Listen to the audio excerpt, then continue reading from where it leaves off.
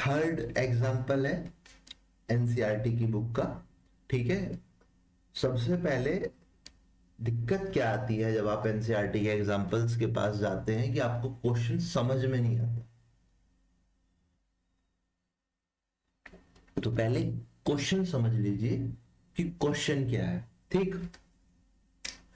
ये कह रहा है कि Coulomb's law for electrostatic force between two point charges and Newton's law for gravitational force between two stationary point masses. ठीक है, point masses both have inverse square dependency. यहां पे जब ये लाइन बोल रहा है कि both have inverse square dependency on the distance between charge and mass respectively, तो ये जो इनवर्स स्क्वायर रिलेशन बोला हुआ है इसको समझे कि ये कहना क्या चाह रहा है। कुछ लोग तो इसी में समझ में नहीं आए होंगे कि कहना क्या चाह रहा है। इसको समझने के लिए इतना ही पहले आप ये जान लीजिए इनवर्स स्क्वायर रिलेशन का मतलब क्या है। यहाँ पे मैं सॉल्यूशन लिख देता हूं।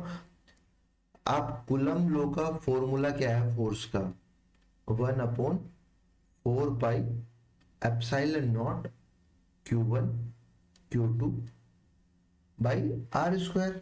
ठीक है, और न्यूटन का ग्रेविटेशनल फोर्स का फॉर्मूला क्या है, न्यूटन का ग्रेविटेशनल फोर्स का फॉर्मूला क्या है, -g mass of proton mass of electron divided by r square. तो ये इनवर्स स्क्वायर डिपेंडेंसी का मतलब क्या है कि दोनों फॉर्मूले में इनवर्स स्क्वायर की जो डिस्टेंस दो चार्जेस के बीच की जो डिस्टेंस है दोनों ही फॉर्मूले में उनकी डिपेंडेंसी जो है वो इनवर्स स्क्वायर मतलब वो इनवर्सली प्रोपोर्शनल है किसके किसके डिस्टेंस के स्क्वायर के। सिर्फ यही बात, जो फॉर्मूला आपको पता है वही चीज इसने बोली है लैंग्वेज के फॉर्म में कि कूलम का इलेक्ट्रोस्टैटिक वाला फोर्स का जो फॉर्मूला है और न्यूटन का ग्रेविटेशनल फोर्स वाला फोर्स का जो फॉर्मूला है, ठीक है, दोनों बिल्कुल ही इनवर्स स्क्वायर रिलेशन शो कर रहे हैं। ठीक है, यहां तक की बात। अब ये क्या कहता है कि compare the strength of these forces by determining the ratio of their magnitude. ठीक है, for electron and proton and for two proton. सबसे पहले वाले पार्ट में इसने क्या कहा है कि compare the strength of forces, मतलब दोनों फोर्स हम लोग लेंगे और determining the ratio of their magnitude. एक बार तो पहले इलेक्ट्रॉन और प्रोटॉन के लिए निकालो, चार्ज तो दोनों का सेम है लेकिन दोनों के मास में डिफरेंस है। मतलब जब मैं ग्रेविटेशनल फोर्स के लिए कैलकुलेट करूंगा फर्स्ट और सेकंड तो आपको ये बात समझ में आएगी कि जब यहाँ पे तो मास रखना है ना, मास of proton mass of electron, तो यहाँ पे वो डिफरेंस शो होगा। ठीक है, आओ देख लेते हैं। फोर्स के फॉर्मूले मैंने लिख दिए हैं। Force due to electrostatic force, इसको Fe से डिनोट करते हैं, force due to gravitational force. ठीक,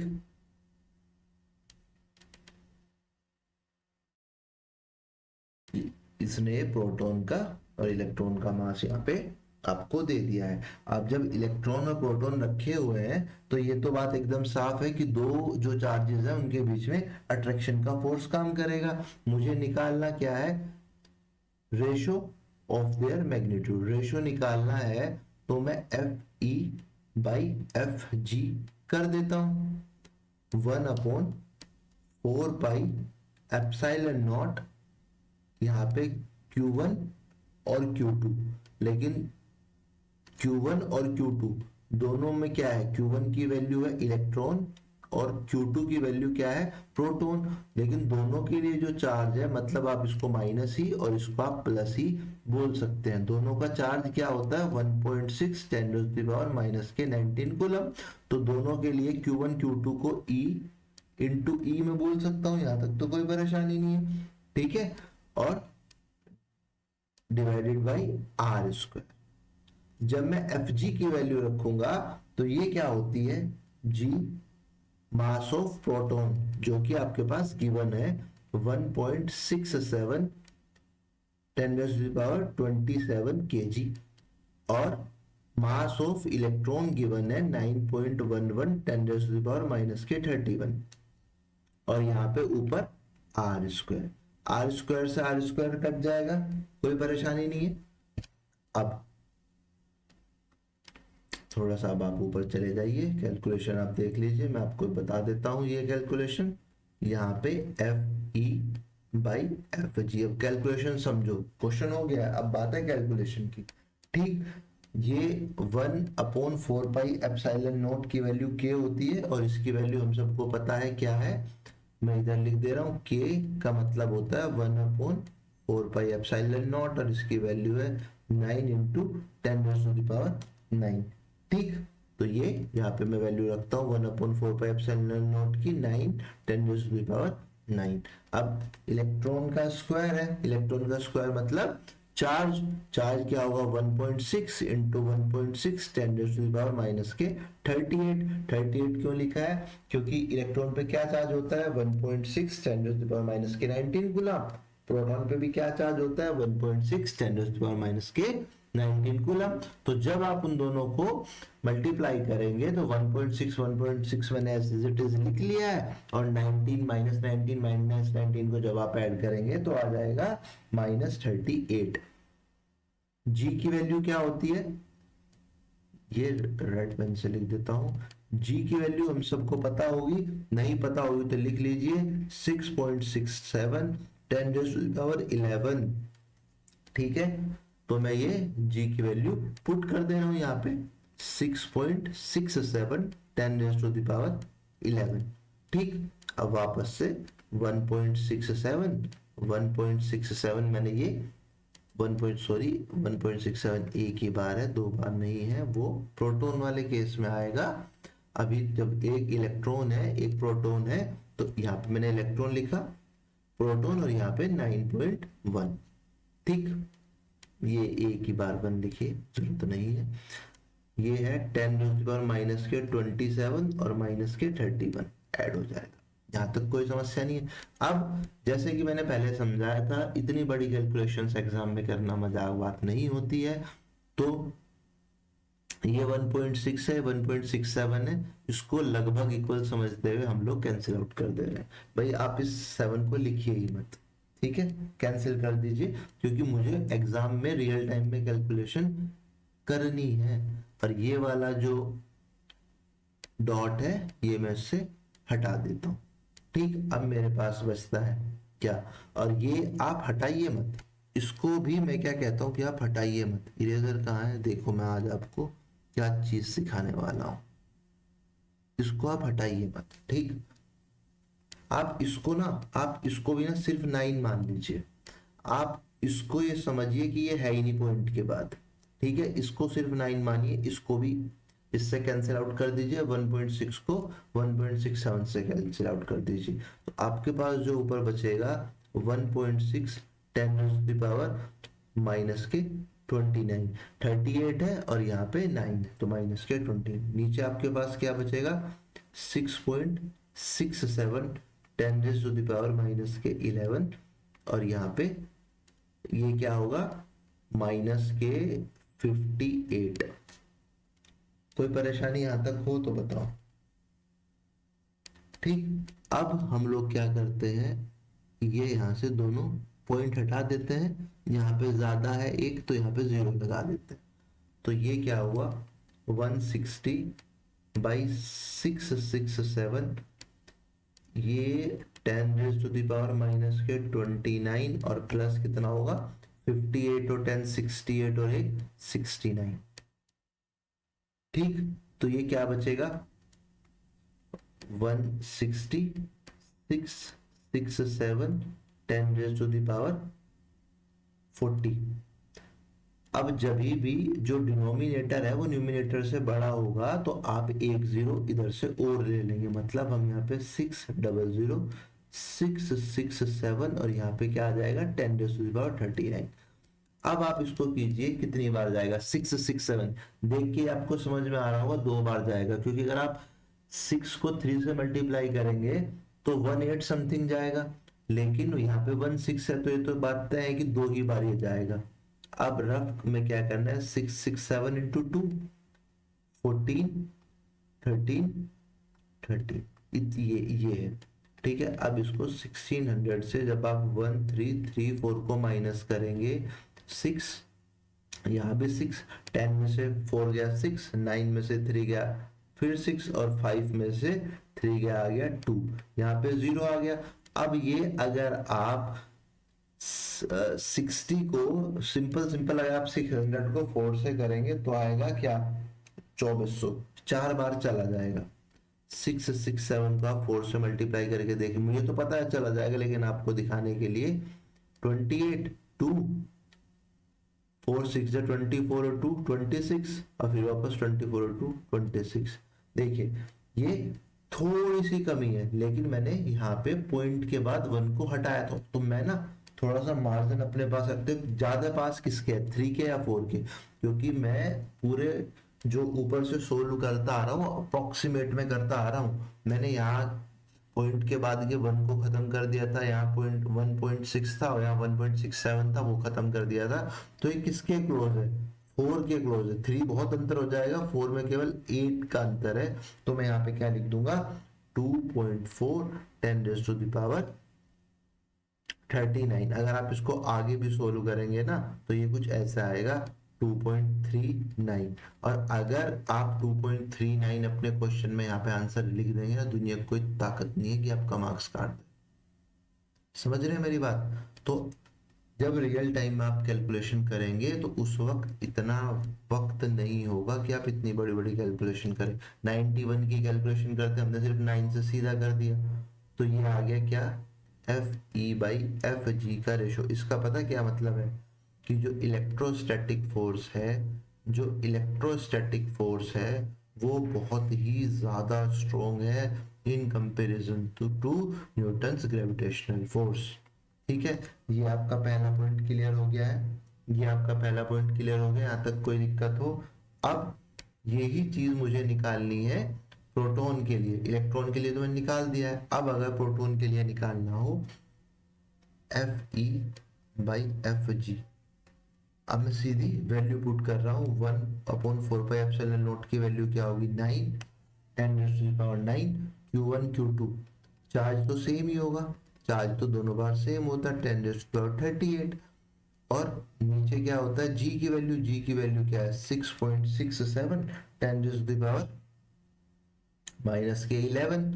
और अब मास ऑफ प्रोटॉन क्या है, 1.67 10⁻⁻27। दोबारा मास ऑफ प्रोटॉन क्या है, 1.67 -27। ये हम कर क्या रहे हैं, ये मैं आपको समझा देता हूँ, क्योंकि कुछ लोग यही कंफ्यूज हो गए होंगे।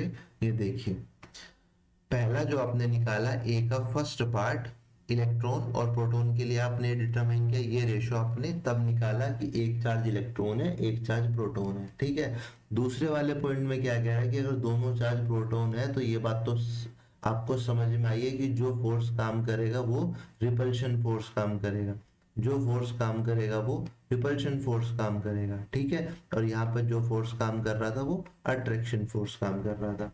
तो मुझे जो मास है वो दोनों प्रोटॉन का रखना पड़ेगा। प्रोटॉन का मास क्या है, 1.67 10⁻27, तो 1.67 10⁻27 kg। ठीक है, वही जो मैं आपको बता रहा हूँ, 1.6 आप इनको मान के कैंसिल आउट कर दीजिए। अब आपके पास क्या बचेगा, 9 10⁻⁻29 प्लस ये ऊपर जाएगा 27 27 54 54 और 10 64 और 1 65। ठीक, और यहाँ पर 6.67। इसको जब आप सोल्व करेंगे तो ये आएगा 9 10⁻36 6.67। यहां से पॉइंट हटाओ, 2 0 बढ़ा लो, इस बार डिनोमिनेटर पहले ही छोटा है, तो कितनी बार जाएगा, एक बार, 6 6 7 3 3 और 8 में 6 गए, ये तो 1 अब ये देख लीजिए कितनी बार जाएगा, ये कंफर्म 3 ही बार जाएगा क्योंकि 4 बार तो बड़ा ही हो जाएगा। तो ये 1.3 10⁻36। ठीक है, इस बार रेशियो क्या आया 1.3 10⁻36। F E by F G की वैल्यू क्या आई है 1.3 10⁻36। कब? जब दोनों चार्ज प्रोटॉन थे। जब एक इलेक्ट्रॉन एक प्रोटॉन था तो 2.4 10⁻29। देखिए कितना आसान क्वेश्चन है। यहाँ मैंने फॉर्मूला सब चीजें समझाने वाली क्यों नहीं लिखी, ताकि आपको ये समझ में, टाइम बचाने का मुझे कोई जल्दी नहीं है भाई, मैं तो आपको पढ़ाने के लिए बैठा हूँ, मेरे पास टाइम की कमी नहीं है ना। लेकिन मैंने यहाँ कोई फॉर्मूला नहीं लिखा, सिर्फ आपको ये समझाने के लिए कि क्वेश्चन सिर्फ इतना बड़ा है, इतना बड़ा। बाकी ये जो पहले वाला पार्ट मैंने करके दिखाया है पूरा, ये ताकि आप एक एक चीज समझ सके। यहाँ पे फॉर्मूला आप अपने एग्जाम में क्वेश्चन आता है तो फॉर्मूला लिखेंगे, एग्जाम में दोनों चीज नहीं आएंगी, ये श्योर है। तो इलेक्ट्रॉन के लिए पूछेगा या प्रोटॉन के लिए, दोनों प्रोटॉन के लिए। ठीक है, उसके बाद आप यहाँ पे रेशियो रखेंगे, ये आपको पता ही है। यहाँ पे आपने सिंपल कैलकुलेशन कर दी है, मेरे तरीके से कैलकुलेशन करना। मैं अभी भी बोल रहा हूँ, मेरे साथ जुड़े रहेंगे, जैसे जैसे हम न्यूमेरिकल्स करेंगे आपको जो अप्रोक्सीमेशन वाला मेथड है उसको आप बहुत अच्छे से जान जाएंगे। आपका ए पार्ट पूरा हो गया है। अब ये बी पार्ट में क्या कह रहा है, बी पार्ट में कह रहा है estimate the acceleration of electron and proton due to the electric force of their mutual attraction when they are 1 angstrom apart। 1 angstrom की क्या वैल्यू होती है ये आपको पता होगा। 1 angstrom का मतलब होता है 1 angstrom होता है 10⁻⁻10 मीटर। ठीक है, ये तो पता ही होगा, यहाँ तक कोई परेशानी। अब इसमें क्या है, वो पूछ रहा है कि जब एक इलेक्ट्रॉन एक प्रोटॉन है तो उनके बीच में जब वो अट्रैक्ट कर रहे होंगे इलेक्ट्रिकल फोर्स में, ये है ना, ये इलेक्ट्रिकल फोर्स में जब अट्रैक्ट कर रहे होंगे तो उस वक्त उनका एक्सेलरेशन क्या होगा, ये आपको बताना है। ठीक है, आओ हम बी पार्ट सोल्व करते हैं। अब हम आ गए हैं बी पार्ट पर।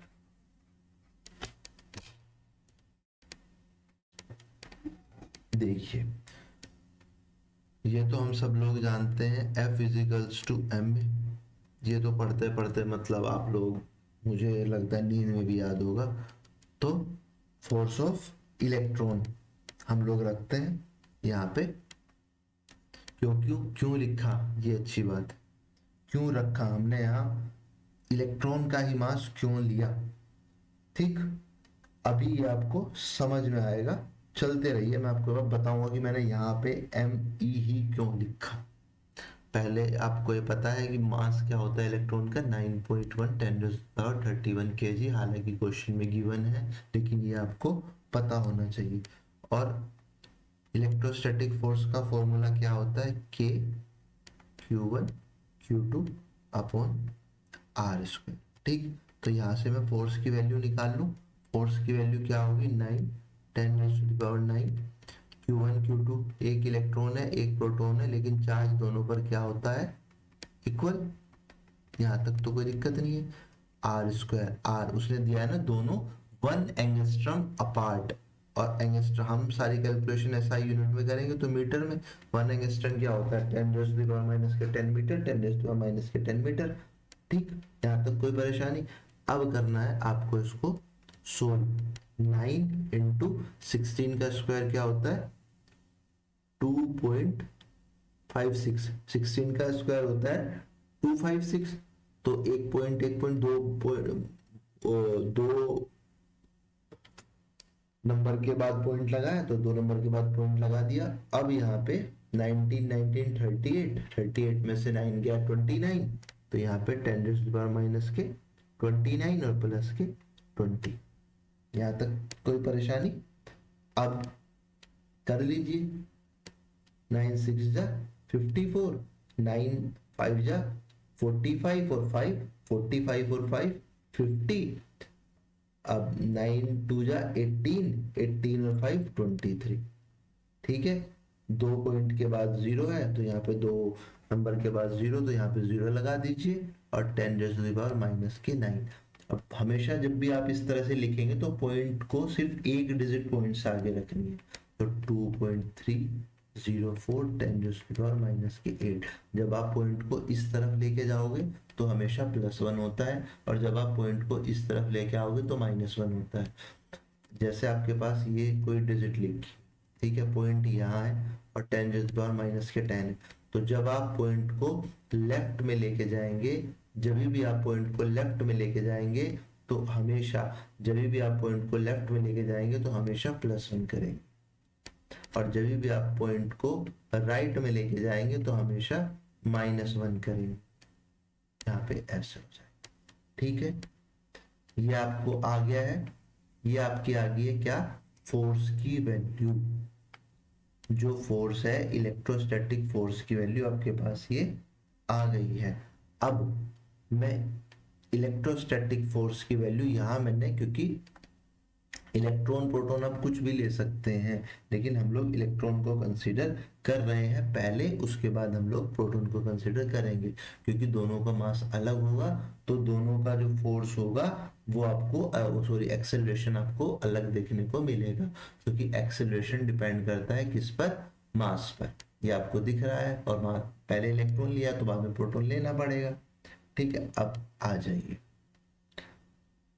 मेरे पास F की वैल्यू आ गई है, M की वैल्यू है, A निकालना है, एक्सेलरेशन ऑफ इलेक्ट्रॉन हम लोग निकाल रहे हैं, तो F की वैल्यू क्या आई है मेरे पास, 2.304 10⁻⁻⁸, और डिवाइडेड बाई मेरे पास वैल्यू क्या आई है किसकी, मास ऑफ इलेक्ट्रॉन क्या होता है, 9.1 10⁻⁻31 kg।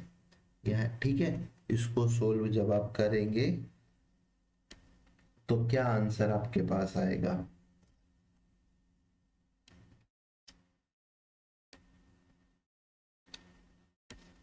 चलिए जी इसको सोल्व कर देते हैं ताकि आपको परेशानी ना हो।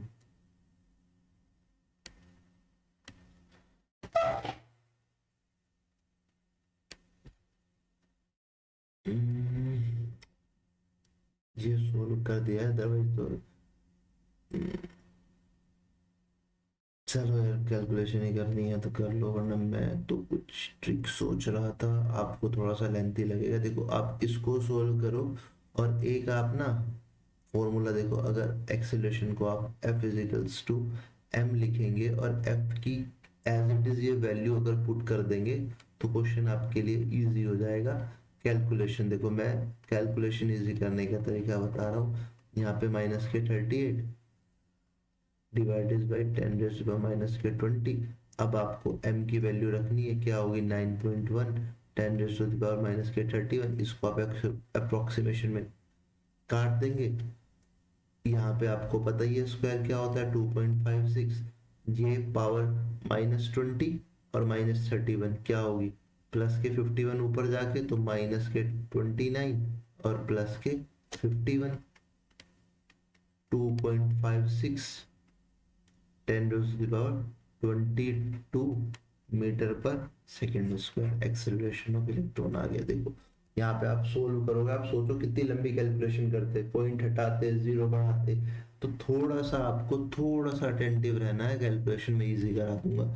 आपकी बुक में क्या दिया हुआ है, बुक बोलती नहीं है ना, बुक लिख के ही समझा सकता है, तो वहां ये चीजें अगर वो इतना लंबा लिखेगा तो आप कनेक्ट नहीं कर पाओगे, तो बुक में सही लिखा है इसी तरह से। लेकिन आप अगर रियल फील लेंगे तो आप इसको F/m, आपको ये सोल्व करने की जरूरत ही नहीं है। नहीं, मैंने आपको ये सोल्व करके दिखाया है उसकी बजाय, क्योंकि नहीं तो लोगों को लगता कि सर फोर्स निकाल ही नहीं रहे, तो फोर्स आपको कैलकुलेट करने की भी जरूरत नहीं है, ठीक। अब हमें निकालना है एक्सेलरेशन ऑफ प्रोटॉन। चार पार्ट है इस क्वेश्चन में, चार पार्ट थे, उसी तरह से मैं समझा भी रहा हूं आपको। अब निकालना है फिर वापस F=m a, mass of proton, acceleration of proton. Acceleration of proton F by mass of proton. F की वैल्यू फिर वही 9 10⁻⁹ और Q1 Q2 की वैल्यू 1.6, 1.6 10 raised to the power minus के 38।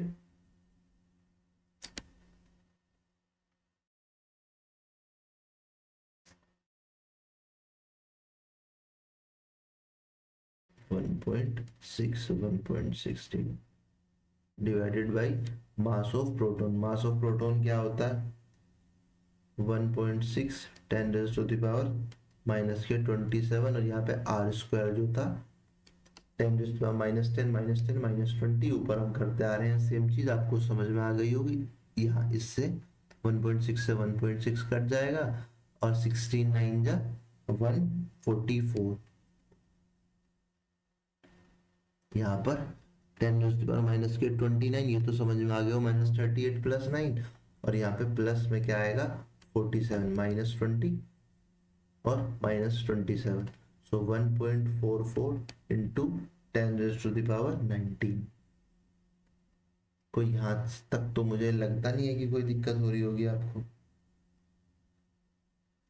ये कुछ लोगों को ना, ये पूरी कहानी यहाँ पे एक हल्की सी मिस्टेक हुई है, हल्की सी मिस्टेक हुई है कैलकुलेशन में। कैलकुलेशन में सॉरी, पॉइंट लगाने में क्या मिस्टेक हुई है? जब आप 19 इंटू 1.6 करेंगे तो ये आएगा 14.4। ठीक, और यहाँ पे जो वैल्यू आएगी, सॉरी, यहाँ पे वैल्यू आएगी 47 में से 29 जाएगा, तो ये वैल्यू आएगी आपका 18 14.4। हमेशा मैंने बताया कि जब भी पॉइंट आप इधर लाएंगे तो +1 करेंगे, +1 क्या आएगी 19। सो 1.44 10 रेज़ टू द पावर 19 क्या आई? Acceleration of proton. ठीक है, आंसर समझ में आया? ये क्वेश्चन में आपको अच्छी खासी कैलकुलेशन करने को मिली है, लेकिन इस क्वेश्चन में सिर्फ कैलकुलेशन ही है, बाकी और कुछ भी नहीं है। और ये कभी भी ना एग्जाम में कभी भी चारों पॉइंट नहीं पूछे जाएंगे, सिर्फ एक पॉइंट आपसे एग्जाम में पूछा जाएगा। या तो रेशो निकलवाएगा इलेक्ट्रॉन प्रोटॉन के लिए या दो प्रोटॉन्स के लिए सेम एक्सेलरेशन, या तो इलेक्ट्रॉन का पूछेगा या प्रोटॉन का पूछेगा। बहुत ज़्यादा कुछ है नहीं, अप्रोक्सीमेशन की कैलकुलेशन बहुत ज़रूरी है, मैंने अप्रोक्सीमेशन से की है। और आप आंसर मैच कर लीजिए, आपकी बुक के आसपास ही होंगे या एग्जैक्ट होंगे। ये चीज़ धीरे धीरे जब आप मेरे साथ बने रहोगे सीख जाएंगे। इस क्वेश्चन में कुछ भी नहीं है, बहुत सिंपल सा क्वेश्चन था, बहुत सिंपल क्वेश्चन था, सिर्फ कैलकुलेशन थी। ठीक है,